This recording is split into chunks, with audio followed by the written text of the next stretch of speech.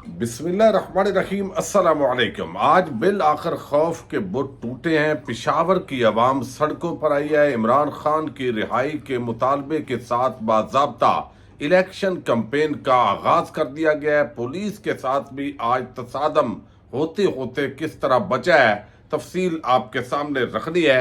मिर्जा जेलमी ने 2 दिन पहले, आपको इल्म है, इमरान रियाद और अरशद शरीफ और दीगर जो सहाफ़ी हैं उनके हवाले से कुछ नाजेबा गुफ्तगू की। इमरान खान के खिलाफ भी उन्होंने खूब जो है वो जज्बात को गरमाया, लेकिन अब किस तरह उनका सॉफ्टवेयर अपडेट हुआ है, इमरान खान को वोट देने का भी वो ऐलान कर रहे हैं, तफसील आपके सामने रखनी है। दूसरी तरफ अब जो किंग्स पार्टीज बदैर बनाई गई थी कि किसी तरीके से इमरान खान को माइनस करना है और पीटीआई को टुकड़े करके मुतबादल जमातें बनाई जाएं, जिनमें जहांगीर तरीन की पार्टी भी है और परवेज खटक की भी। परवेज खटक इलेक्शन से किस तरह सरेआम भागे हैं, ये भी आज एक बहुत बड़ी ब्रेकिंग न्यूज आई है, आपके सामने रखनी है। उम्मीद है आप समाप्त करेंगे और अपने कीमती फीडबैक से जरूर आगाह करेंगे। इलेक्शन काजी फायद ईसा साहब ने कहा है कि फरवरी में होंगे, ये उनका हुक्म है। लेकिन इस वक्त एक रिपोर्टर है दुनिया न्यूज पर, हसन रजा, उन्होंने एक खबर दी है और खबर बड़ी उन्होंने जो है वो और पैराए के अंदर दी है। चूंकि अब काजी साहब के हुक्म के बाद जो है इस हवाले से कोई प्रोग्राम भी नहीं हो सकता, तो लिहाजा उन्होंने बताया कि जो दुल्हन वाले हैं और जो बाहर वाले हैं जो खर्चा देते हैं, और वो कह रहे हैं कि आप जल्दी इलेक्शन करवाएंगे तो आपको खर्चा मिलेगा, और वरना जो है वो नहीं मिलेगा। और यहाँ जो वहाँ दुल्हन और दूल्हा के जो साथी हैं वो कहते हैं अगर शादी 4-6 महीने आगे हो जाए सितंबर तक तो इसके क्या कहने हैं, ज़रा मौसम अच्छा हो जाएगा और ज़्यादा मामलात बेहतर होंगे। अभी फरवरी में बड़ी सर्दी होगी और हर बंदे के पास इतने कंबल, रज़ाइयाँ और उस तरह का बंदोबस्त नहीं होता। मेहमान भी होते हैं, उनका भी आपने बंदोबस्त करना होता है। तो ऐसे लग रहा है कि उसी पैराए के अंदर जो परवेज खटक का बयान है, ये दुल्हन और शादी और ये काफिए रदीफ के साथ उन्होंने जो बात की है वो आपके सामने रखूंगा, ताकि थोड़ी सी जो हसन रजा की स्टोरी है उसकी बात समझ में आ जाए। उन्होंने कहा है परवेज खटक ने कि नवाज शरीफ को चोरों की तरह नहीं लीडर की तरह आना चाहिए। सजा याफ्ता को जमानत कैसे मिल गई, समझ से बालातर है। अमन व अमान की सूरत हाल दिन ब दिन खराब होती जा रही है। इंतखाबात में ताखीर के लिए अपील दायर करूंगा। अब ये इंतखाबात के लिए ताखीर होनी चाहिए। इस वक्त फरवरी के अंदर जो इलेक्शन है वो नहीं होने चाहिए। क्यों नहीं होने चाहिए? अब वो कहते हैं मैं अदालत जा रहा हूं। किस बुनियाद पे भाई? आप जुमा 8 दिन भी नहीं हुए आपको, और आप समझते हैं कि आपके अभी मामलात सीधे नहीं हुए, अवाम आपके खिलाफ है। खैबर पख्तूनख्वा के अंदर अवाम इमरान खान के साथ डटी हुई है और आप चाहते हैं कि आपको प्लेट में रख के जो है वो इलेक्शन दे दिया जाए। तो इस वक्त लोगों के घरों पे छापे पड़ रहे हैं, गिरफ्तारियां हो रही हैं, तशद्दुद हो रहा है, उसके लिए 2 लफ्ज भी आप निकालने के लिए तैयार नहीं है। और यहाँ पे आप इलेक्शन ताखीर कर रहे हैं। खुदा न खास्ता हालात जो है वो कोई ख़राब है। तो इस पर खबर यह है कि परवेज खटक का इंतखाबात में ताखीर के लिए अदालत से रजू का ऐलान। 8 फरवरी को आम इंतखाबात के हक में नहीं, फरवरी के 3-4 महीने बाद आम इंतखाबात होने चाहिए। खैबर पख्तूनख्वा की अमन व अमान की सूरत हाल इंतखाबात के लिए मुनासिब नहीं। अमन व अमान की भाई क्या सूरत हाल है? मामूल के मुताबिक हालात चल रहे हैं। खैबर पख्तूनख्वा के पहाड़ी इलाकों में बर्फबारी होती है। इंतखाबात ऐसे महीने में हों कि पहाड़ी लोग भी वोट पोल कर सकें।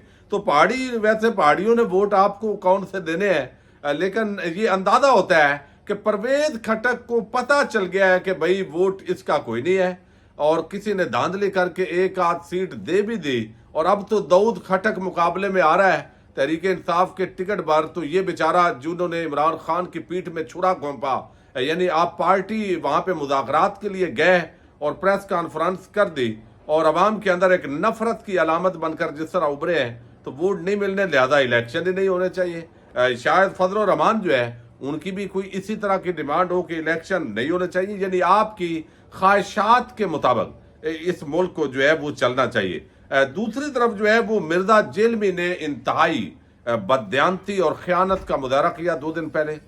वो लोग जिन पर जुल्म किया गया, जिनको तशद्दुद का निशाना बनाया गया, जिनको उठाया गया, 2 सहाफ़ी हैं, एक मतीउल्लाह जान और एक एजाज सैयद।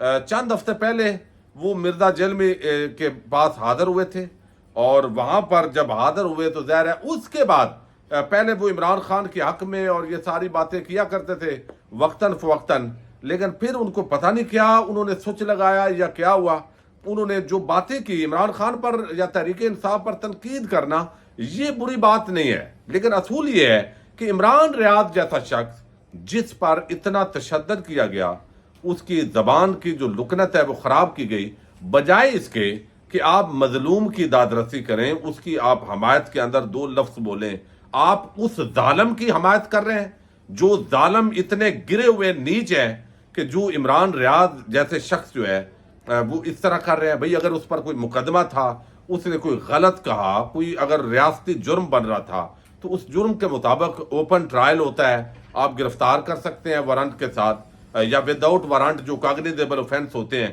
اس کے اندر آپ قانونی طور پہ کر سکتے ہیں، تو ساری چیزیں سامنے ہوں۔ لیکن ایک شخص کو اغوا کر لینا اور اس کے بعد پورے پاکستانی قوم کے سامنے اس کو ایک ظلم کی کرنے کے بعد ایک عبرت کے طور پہ پیش کرنا، تو یہ ایک تو مرزا جیلمی نے ڈیفینڈ کیا اس ظالم کو جو یہ ہتھ کنڈے جنہوں نے استعمال کیے۔ پھر ارشد شریف جس کو شہید کر دیا گیا اور اس پر اتنے مقدمات کس نے بنائے، پاکستان چھوڑنے پر مجبور کس نے کیا، یو اے ای سے ان کو آگے ٹریول کن حالات میں کرنا پڑا، تو یہ ساری چیزیں بھی جو ہے وہ پھر عمران خان پر بھی تنقید کی۔ تو اب جو مرزا جیلمی ہے، عوام نے ان کا سافٹ ویئر اپڈیٹ کیا ہے۔ ویسے بھی یہ میں چونکہ زیادہ مذہبی ڈسکشن نہیں کرتا، ایک رانگ نمبر کے طور پہ لیا جاتا ہے، بڑا آسان ٹارگٹ ہوتا ہے جس شخص نے بھی کوئی فیم لینا ہوتا ہے۔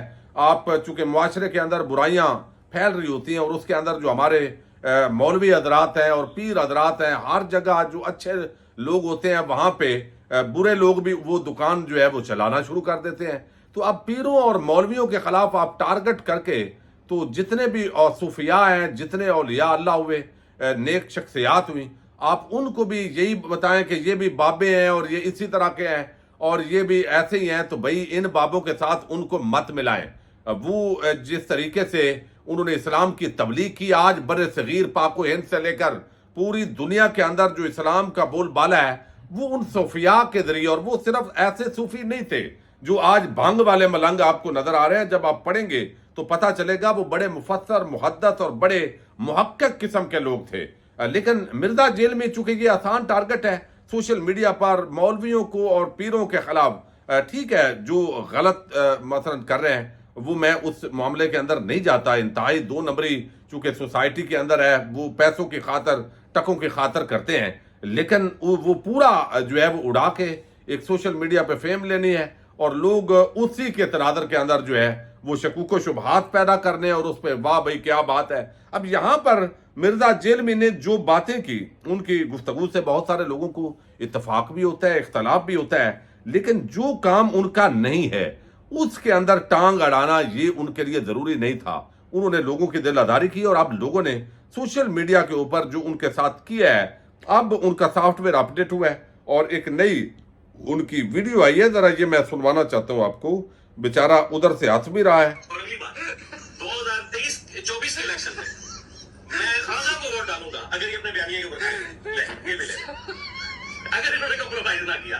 اب ادھر سے وہ کہتے ہیں نا کھسیانی بلی، وہ جو ہنسی اور وہ کیا معاملہ ہے، تو اب یہ میں ووٹ دوں گا یہ مجھے آپ چھوڑ دیں جو یہ کر رہے ہیں۔ تو یہ مرزا جو ہے اس کی اصل جو صورتحال ہے وہ سامنے آئی ہے۔ اب عمران خان کے گھر کے اندر ٹارگٹ کرنا اور یہ ساری چیزیں خیر بہت ساری شروع ہو گئی ہیں، لیکن ایک آج فضل الرحمان نے جو بات کی ہے وہ بڑی انتہائی جو ہے وہ اس پہ بات ہونی چاہیے تھی، بہرحال میں زیادہ نہیں کر سکا، اور دوست آپ سنیں گے کہ یہ چائنا اور سعودی عرب وہ نہیں چاہتے کہ عمران خان کو دوبارہ لائیں۔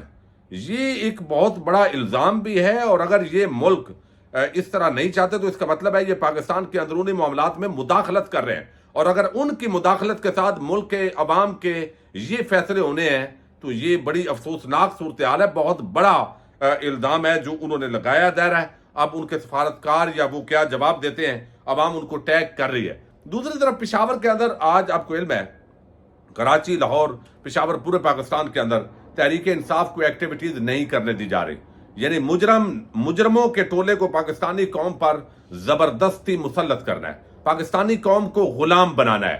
یعنی یہ جو ٹولہ ہے اسی کو آپ نے ووٹ دینا ہے. اور تحریک انصاف کے لوگوں کو جتنے امیدوار ہیں، ابھی کون امیدوار ہے یہ بھی نہیں پتا، چونکہ جو امیدوار بنے گا اس کے پر بھی پرچے کر دیے جائیں گے. اور جہاں پہ تھوڑا سا مضبوط امیدوار ہوگا، خاص طور پہ دیہی علاقوں کے اندر سارے نظریات تو نہیں چلتے، جو اسیسمنٹ ہے اس کے مطابق تقریباً 40% سے لے کے 60% تک جو نظریات ہے اور پارٹی کا جو ووٹ بینک ہے اس طرف لوگ جا رہے ہیں. لیکن دیہاتی علاقوں کے اندر اوپر جو کینڈیڈیٹ ہوتا ہے اس کا اپنا ووٹ بینک بھی ہوتا ہے، اور اس کا جیتنے کا جو ایک مارجن ہوتا ہے اگلا جو مخالف امیدوار ہے اس کے ساتھ بھی دیکھا جاتا ہے. لیکن یہاں پہ جو ہے وہ سرگرمیاں نہیں ہو رہی. لیکن آج پشاور کے اندر تحریک انصاف کے لوگ نکلے ہیں، پولیس نے روکا ہے، لیکن پولیس کے ساتھ جو ہے وہ ان کی ہاتھا پائی کی اطلاعات آئی ہے اور بتایا گیا ہے، ابھی جو خبر آئی ہے کہ وہاں ہاتھا پائی ہوئی ہے، بالآخر پولیس کو ہٹنا پڑا ہے. اور یہ تقریب ہوئی ہے جا کے جو ڈپٹی انفارمیشن سیکرٹری ہیں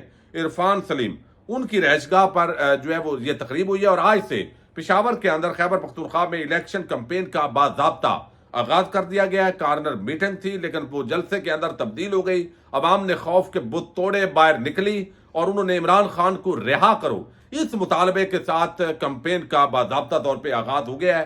اب ظاہر ہے اسی وجہ سے پرویز خٹک اور فضل الرحمان سارے ڈرے ہوئے ہیں کہ عوام کے اندر جو پچھلے 18 مہینے کے اندر تباہی اور بربادی کی گئی اور ابھی تک شاید برباد کرنے والے اس ملک کو مزید اسی بربادی کے اندر جھونکنا چاہتے ہیں. آخر وہ کون سی گدڑ سنگھی ہے جو نواز شریف کے پاس تھی اور اس نے اپنے بھائی کو نہیں دی؟